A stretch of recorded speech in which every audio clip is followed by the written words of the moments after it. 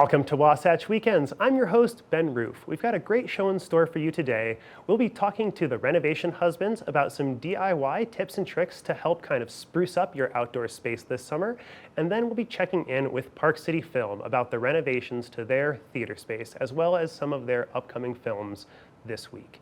But first, let's check in a little bit with some local news. Two incumbents for the Park City City Council announced they will not be seeking re-election, which means that 9 people are currently seeking that space, which means that there will be a primary election on August 15th. So in the upcoming weeks, we'll be checking in with some of those candidates that wish to speak to us about their positions. Make sure to follow us here at Park City TV, where Ember Connolly will be checking in with those candidates. Now, let's take a look at some local weather. This weather report is brought to you by Sun and Ski Sports, your new mountain sports headquarters.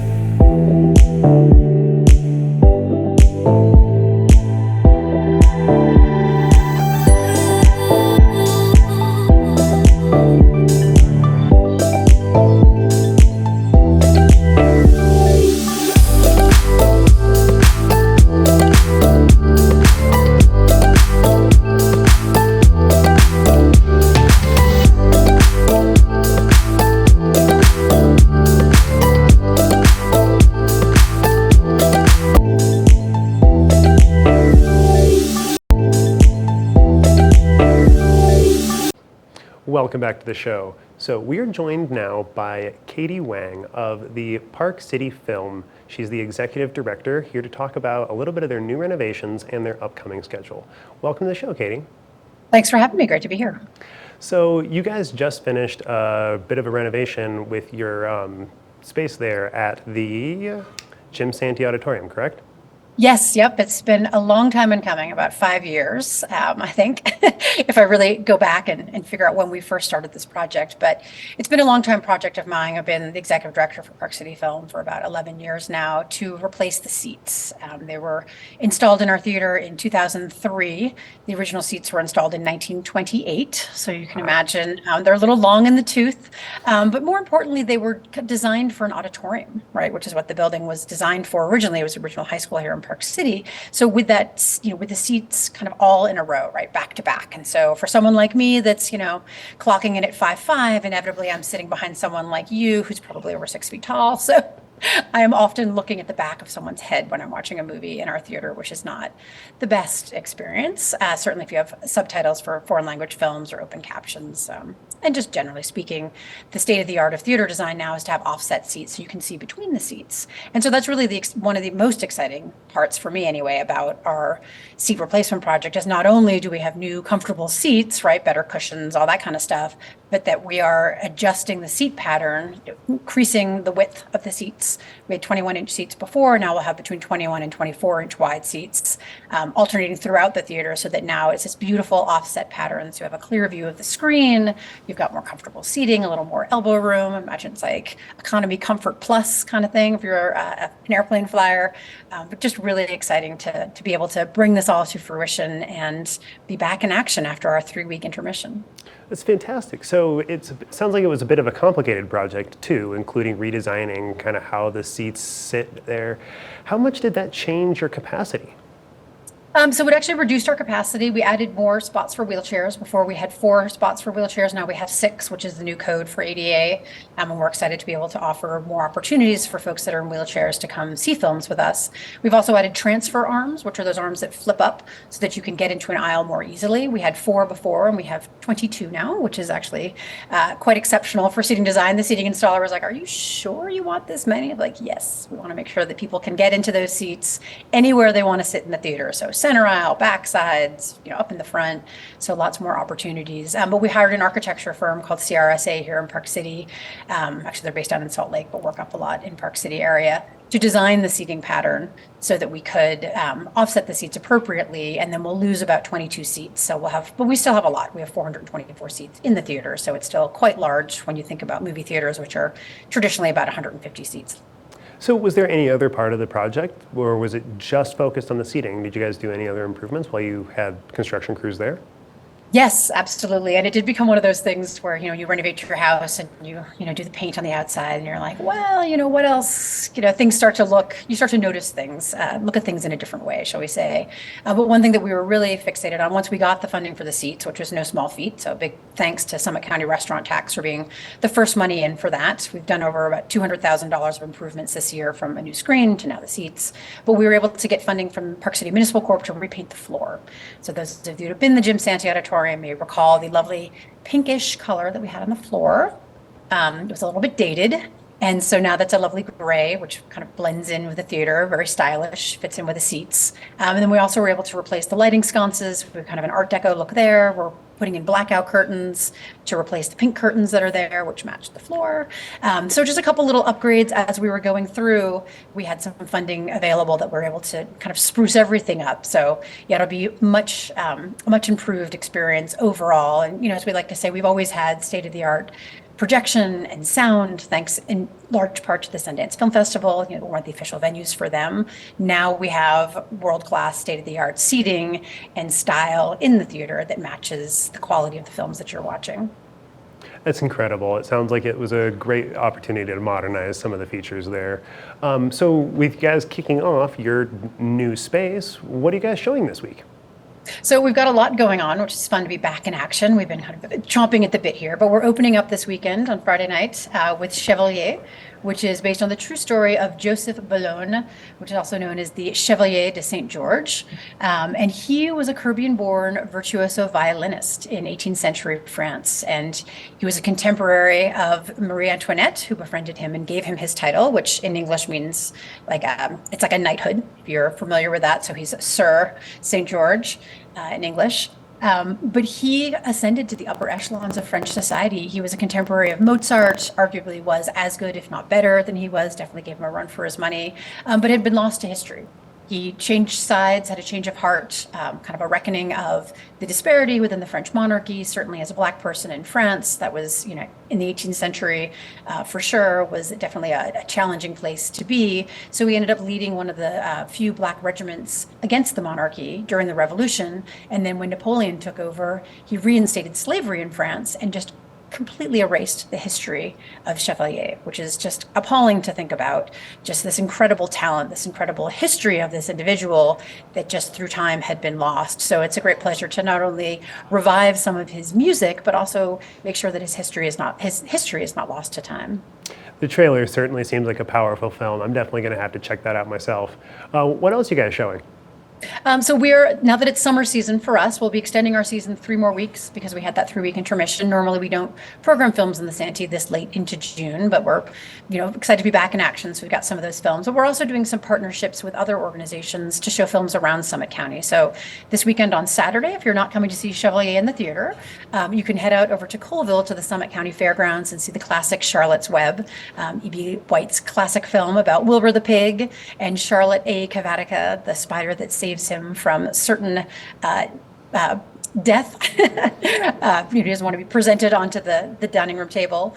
But just a great film for kids of all ages, film lovers of all ages, one of my favorite films. That'll be shown at 7 o'clock on Saturday evening. We have an LED screen out there, so we'll be able to show it before dark.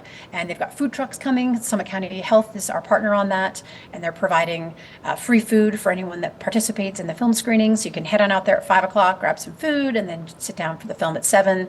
And then next week on Wednesday night, as part of Latino Arts Fest, we are showing Pele, Birth of a Legend, about the late great football star Pele from Brazil, who famously led his country to World Cup victory at the age of 17. He passed away earlier this year, so it's a great pleasure not only for Latino Arts Fest to bring this film in, but also to honor the memory and the incredible career of Pele. Well, that'll be Wednesday at 7 o'clock on the 14th. So it sounds to me a little bit like that's kind of kicking off the Latino Arts Festival. Is there anything else that you guys are doing as part of that? No, so that's our one screening. We normally partner with them on film. Sundance Institute is doing a film in the park the day before, going varsity and mariachi, and then we'll have Pele, and then the Latino Arts Fest this year is taking place at Canyons Village on Friday, Saturday, and Sunday nights. But you can go to our website, parkcityfilm.org, and then you can link to their website and see what other activities they have going on. years past, they've been over the Park City Library lawn, so just outside our theater here. So they're a little farther away from us this year, but it's always nice to kind of breathe the preamble to the events that they have going on in person, dancing, art, food. I mean, it's a great festivity and great celebration of Latino culture. Well, Katie Wang, thank you so much for joining us today and providing all of this fantastic information about your renovated facility and the upcoming program there at the Jim Santy Auditorium and with Park City Film. Thanks for having me. Yeah, parkcityfilm.org for more information. Awesome. Thank you so much. Thank you. Well, we will be right back after a couple messages.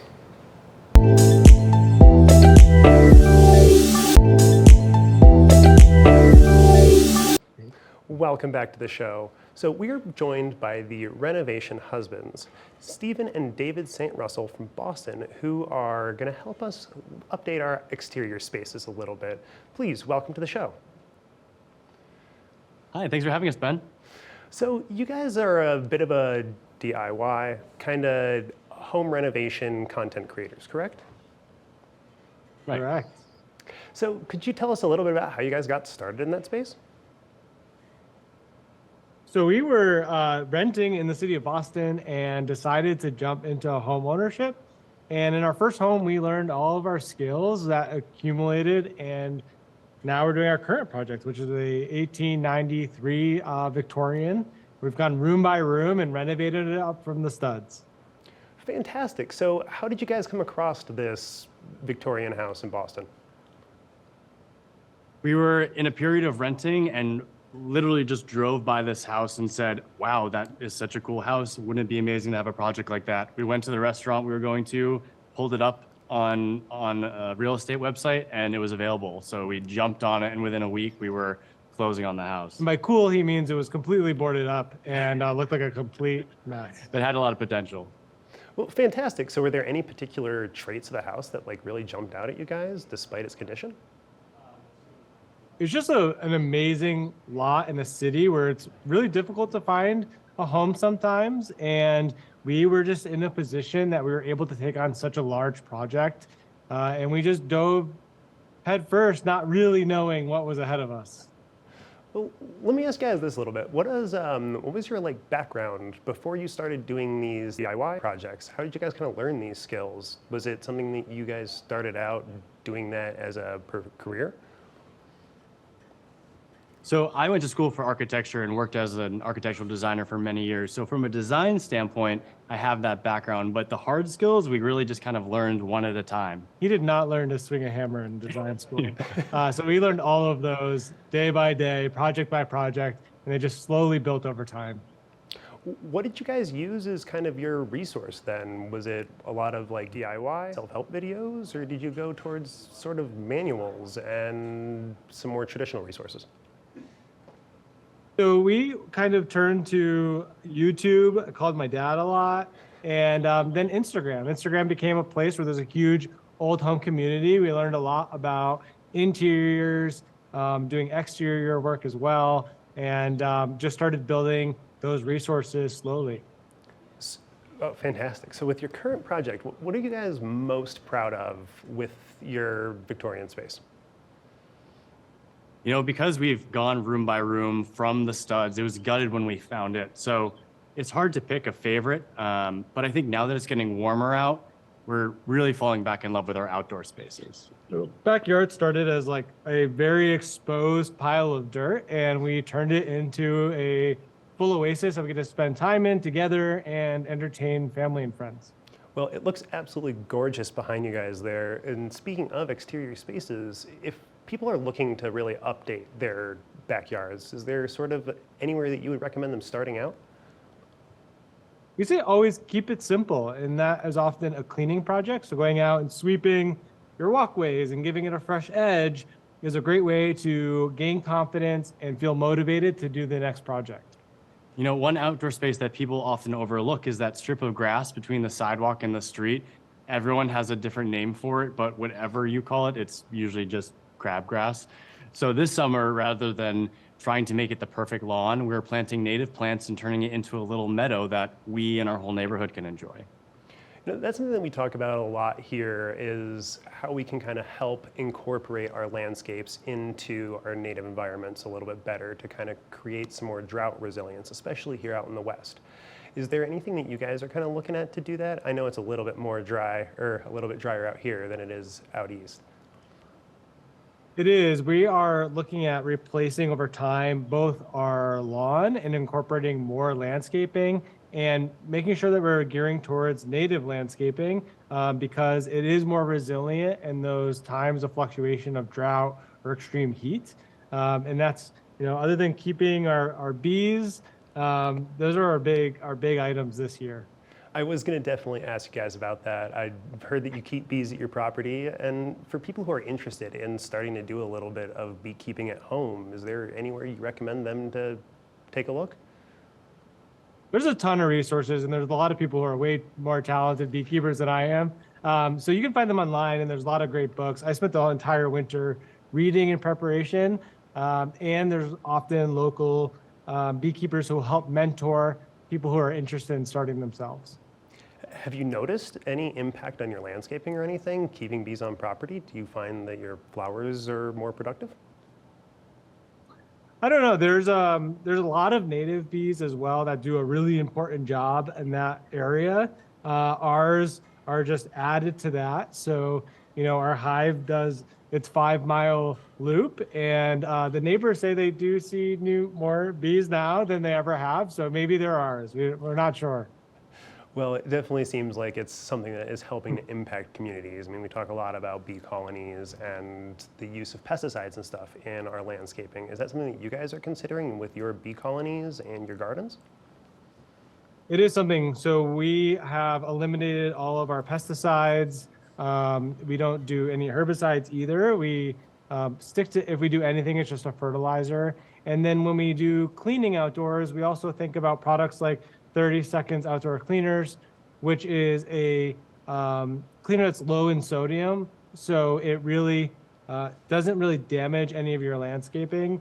Once you rinse it off, it breaks down in the soil really, really quickly and has very little or no impact on the environment.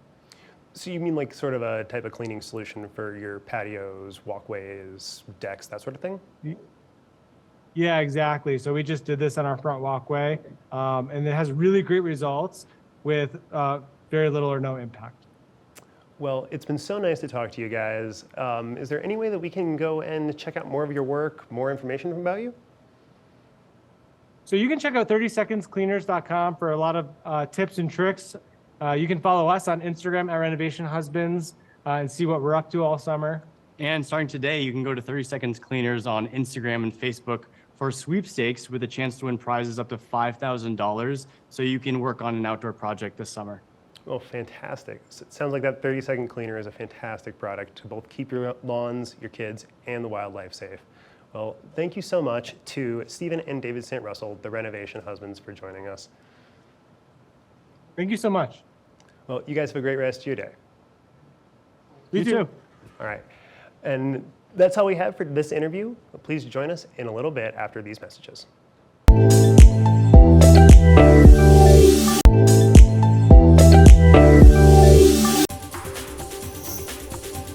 This weather report is brought to you by Sun and Ski Sports, your new mountain sports headquarters.